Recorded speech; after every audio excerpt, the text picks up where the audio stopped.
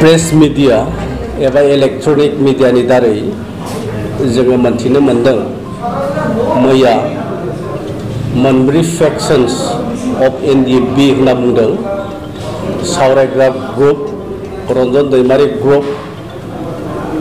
आरो एक्सपेल खालामजानाय धीरेन ग्रुप जिएनडिएफबि आरो गोविंद ग्रुप बिथांनि मुंखौ ओरैनो मख'नानै मोनब्रै फेक्शन्स अफ एनडिएफबिआ मैया एक्स एनडिएफबि कोअर्डिनेशन कमिटि दानायनि बाथ्राखौ जोङो इलेक्ट्रनिक मीडियानि दारै मैया मोननो हादों। दा खोथाया जाहैबाय जे जि एनडिएफबि पिनि बाथ्रा एनडिएफबि पि हिसाबै जोङो मार्च दाननि 10 खालार खालि जोंनि आफादखौ जोङो डिसबेन्ड खालामदों। दिनैनि तारिखआव जोङो एनडिएफबि पि हिसाबै जों आरो गैलिया। जोङो जेब्ला एनडिएफबि पि महरै भारत सरकारजों जेब्ला बिटिआर एग्रिमेन्टआव जेब्ला जों सागान होखांबाय आरो बिनि साननै सानथामसोनि उनावनो एनडिएफबि पिआ मोनसे नेशनेल काउन्सिल मिटिंनि दारै जे जों एनडिएफबि पि हिसाबै माब्लाबाबो सारेन्डार एनडिएफबि एक्स एनडिएफबि एबा फर्मार एनडिएफबि जाय माने नामाकरण आरो जाय नमेनक्लेचारानो कुनो हस्त्र हंग्राम आरो कुनो आर्म स्ट्रागलजों जाहाथे नामाकरण एबा नमेनक्लेचार हिसाबै जोंखौ मोनथिहोआ आरो बिनि थाखायनो एनडिएफबि पि हिसाबै जोङो जोंनि जि नेशनेल काउन्सिल आरो बै नेशनेल काउन्सिलाव जोङो मोनसे गोख्रोङै डिसिसन लादों आरो जोंनि जि डिसबेन्डेड खालामजानाय जि एनडिएफबि पिनि गासैबो सोद्रोमा इनक्लुडिं केडार्स एन्ड लिडारशिप बेखौ जोङो मोनसे एनजिअ एबा मोनसे फाउन्डेसन आरो बे फाउन्डेसननि मुङा दैमु फाउन्डेसन मुङै जोङो गायसननायनि मोनसे सिद्धान्त जों लादों। दा जि दैमु फाउन्डेसननि दारैनो जि एनजिअनि दारैनो जोंनि जि मावनो गोनां हाबाफारि उनाव जोंनि सेंग्राफोरनि जोंनि मावथिफोरनि जोंनि केडारफोरनि गासैबो हाबाफारिखौनो जोङो डेभेलपमेन्टनि खामानिखौ लोब्बा लाखिनानै रिहेबिलिटेसननि खामानिफोरखौ लोब्बा लाखिनानै दैमु एनजिअनि दारै जोङो मावलांगोन आरो कुनो हस्त्र हंग्राम जायनिखि मोनसे ससियेल मा होनना बुङो एनभाइरनमेन्टआव एसे अन्य रोखोमै मानसिफ्रा सिन्था सरसा खालामनो नागिरो। दा बिनिखायनो जों एनडिएफबि पि हिसाबै जोंनि जे नेशनेल काउन्सिल मिटिं आरो बे मिटिङाव जोङो दैमु एनजिअ बा दैमु फाउन्डेसन बेखौ जों दानायनि सिद्धान्तखौ जों लादों। मानो होनना बुङोब्ला जोङो नुनो मोनदों जे जेब्ला 2003आव बिएलटिआ जेब्ला सारेन्डार जाखांनायनि उनाव बिथांमोना जि एक्स बिएलटि वेलफेयार एसोसिएशन मोनसे जेब्ला दाबाय आरो जोङो नुनो मोनदों जे दिनैहालागिबो जे सारेन्डार बिएलटि जाय बिथांमोना एक्स वेलफेयार बिएलटि ससाइटि दादों किन्तु बिथांमोनाबो रिहेबिलिटेसन होनो हानायखौ जों नुवाखै। बिथांमोननिनो सरकार 17 बोसोर दंमोन आरो बिथांमोननिनो भाइस प्रेसिडेन्ट बै समनि सिमां ब्रह्म अर्थात चन्दन ब्रह्म बिथाङा भाइस प्रेसिडेन्टमोन बिएलटिनि आरो खाम्फा बरगयारि बिथाङा इनफरमेशन एन्ड पाब्लिसिटि सेक्रेटारिमोन बिएलटिनि बिथांमोना लं इयार्स माने मोनसे पलिटिकेल गभर्नमेन्टआव थासेयावबो जिहेतु मोनसे एक्स बिएलटि एसोसिएशन बा वेलफेयार ससाइटिनि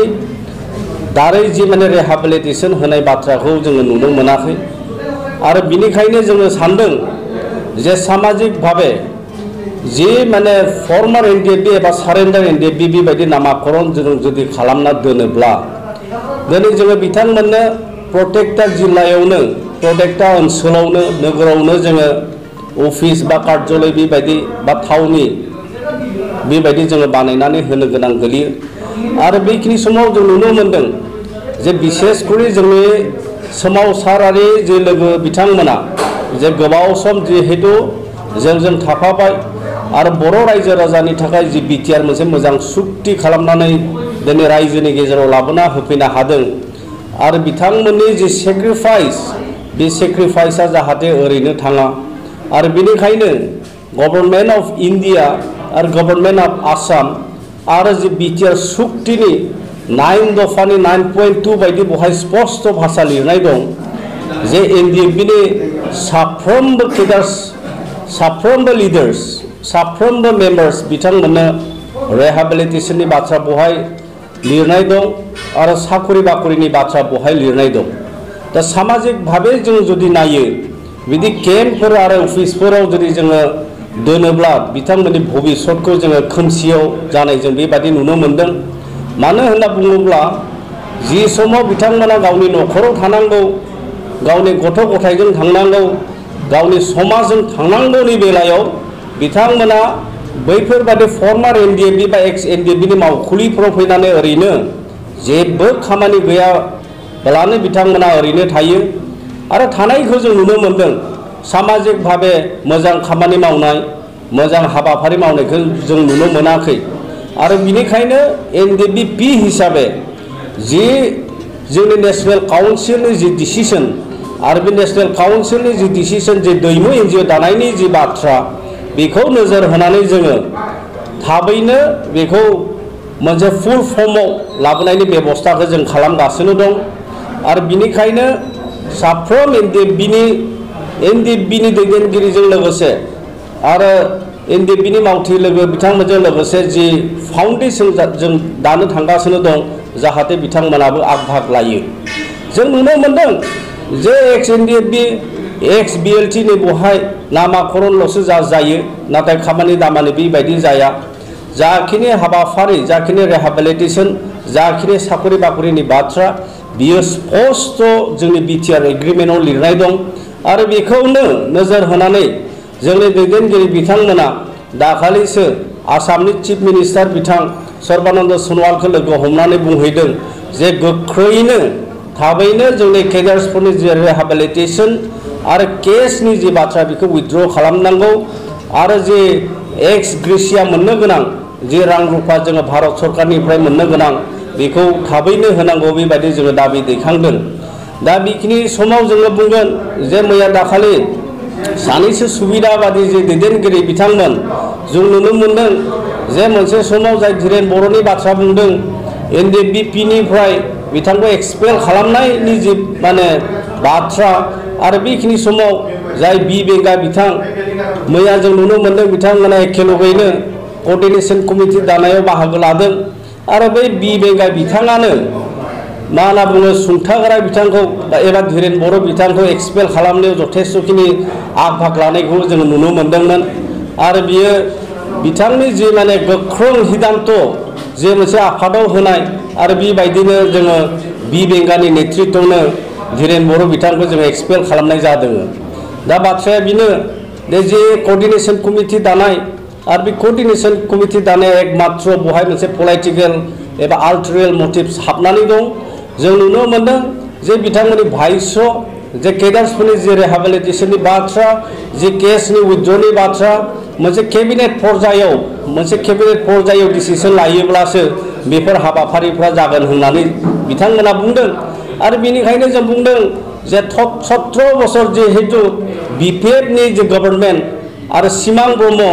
चन्दन ब्रह्म होननानै जाय बिथांखौ बुङो बिथाङा मोनसे समाव बिएलटिनि भाइस प्रेसिडेन्टमोन आरो बिथाङा केबिनेट मिनिस्टार डब्लिउपिटिनि मिनिस्टार बिथांमोननि जे बिएलटिनि एक्स बिएलटिनि जे काडार आरो मेम्बारफोरनि जे रिहेबिलिटेशननि बाथ्रा बेखौ बिथाङा फार्स्ट नायग्रोथों आरो बिनि उनाव अन्य जि सारेन्डार गुबुन माने सारेन्डार अर्गानाइजेशन्सफोरनि जि केडार्सफोरनि बाथ्राखौ बिथाङा सिन्था सरसा खालामदों आरो बेखिनि समावनो बुंगोन जे एनडिएफबि पिनि साफ्रोम माने जि काडार्स जाय बिथांमोना जोंजों खैफोद आफोद दुखु सुखु समाव जोंजों थाफादों बिथांमोना गासैबो इउपिपिएल दल जाय राजनीतिक माने हान्जा आरो बे राजनीतिक हान्जायावनो बिथांमोना अन्तर्भुक्त खालामनानै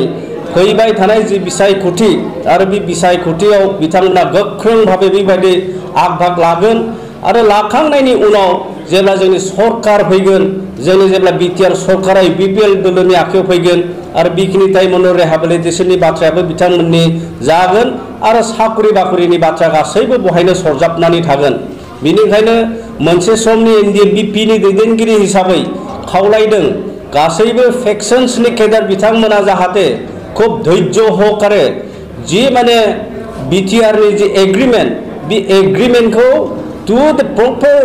वे जाहाथे जों इमप्लिमेंट खालामलांनो हायो कार्यकरि खालामलांनो हायो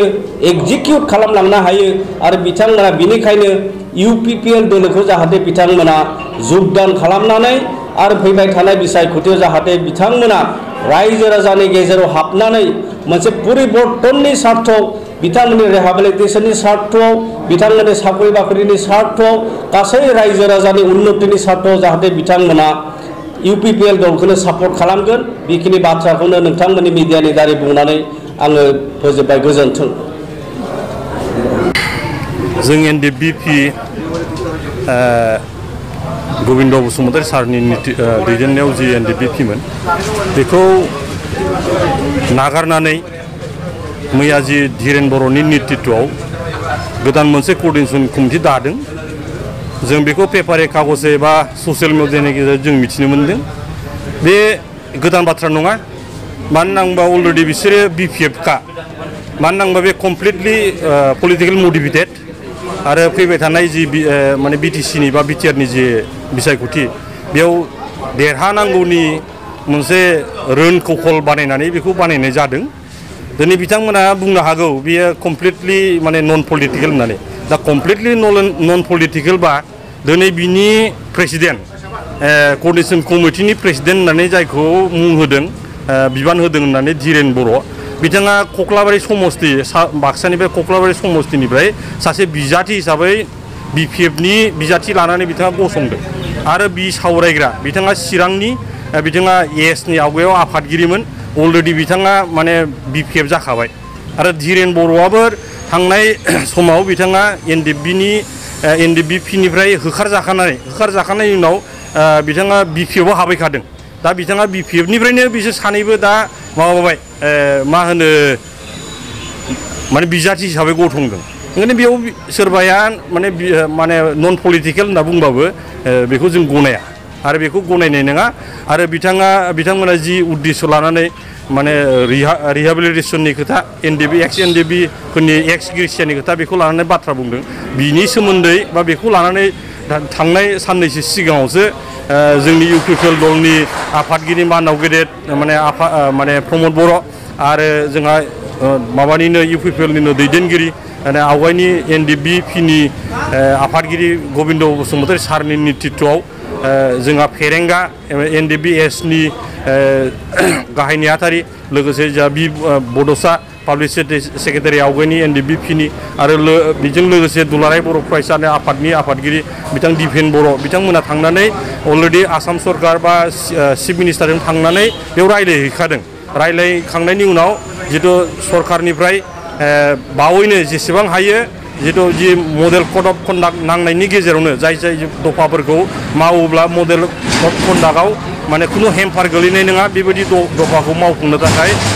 बिथांमोना सिद्धान्त लानानै जोंनो जनायना होखाबाय। दा बेखौ लानानै बिथांमोना आशंका जादों जुदि माने नैबे इउपिपिएल आरो आबसुनि दैदेननायाव जुदि बे दफाफ्रा मावफुंजायोब्ला बा बेखौ लानानै दिनैहाय बिथांमोना राजनिति भाबै जोंहा जेननो हासिगौ बेखौ नुनानै बिथांमोना जास्ट नैबे राजनितिनि दावहायाव जाहाथे देरहानांगौ बिनि सार्थआवल'सो माबाहैदों बिथाङा गसंहैदों। आरो दा जोंहा एनडिएफबिनिफ्राय जाय मा होनो बे सुनिल ब्रह्म बिबेंगा होनना बुंदों बिथाङाथ' सब समाय बे जेसेबां सुबिदा जायो बिथिं थांग्राखा। बे बयखौबो एनडिएफबिनि बा नैबे धनस्रि 37 नं धनस्रि समस्तिनि रायजो राजाफोरा गासिबो मिथिखागौ बिथाङा मा धरननि मानसि। ओंखायनो बिथांमोननि जि माने कोअर्डिनेशन कमिटि बे कोअर्डिनेशन कमिटिया जोंनि बे फैबाय थानाय बिसायख'थियाव जेबो प्रभाब गोलैनाय नङा। आरो बिथांमोना जि कोअर्डिनेशन कमिटि दादों जुदि एक्सुवेलि जुदि बे माने गासैबो एनडिएफबिनि जुदि मोनब्रैबो फेक्सननि जुदि गोथार गोसोजों खामानि मावनायमोनब्ला बेखौ गासिबो गनायगौमोन आरो मानो होनना बुङोबा बे नन पलिटिकेल जानांगौमोन बे जों बेखौ मानियो जेनेबा जोङो NDBP-खौ जोङो जेनेबा गबिन्द बसुमतारिया बेयाव माबा जानायखाय केन्डिडेट जानायखाय बा आंखौ आवगायनि एम गेरेमा फाइनान्स सेक्रेटारि हम सेक्रेटारि बेयो केन्डिडेट जानायखाय जोंहा बा हरिसिंगा समस्तिनिफ्राय एस सानजाराङा केन्डिडेट जानायखाय लिंहरासै जों बेखौ मानिबाय आरो बे नन पलिटिकेल हिसाबै लिंहराखिसै खिन्थु धीरेन बर'आ माबोरैहाय बेयाव आफादगिरि मोनखो बोरै माने सावरायग्राया आफादगिरि मोनखो बेखौ बुजिनो रावबो बाखि गैया बे कमप्लिटलि बे माने माबानि माने सिङाव बेसआ माबानिफ्राय फैनाय BPF-निफ्राय फैनाय ओंखायनो बे BPF दलनि दैदेननायाव फैबाय थानाय बिसायख'थि बेखौ देरहानांगौनि सार्थआवल'सो मोनसे दाजानाय बेयो बेखौ जोङो डाइरेक्टलि बेखौ नोजोर खालामबानो जों बेखौ नुनो हाखायो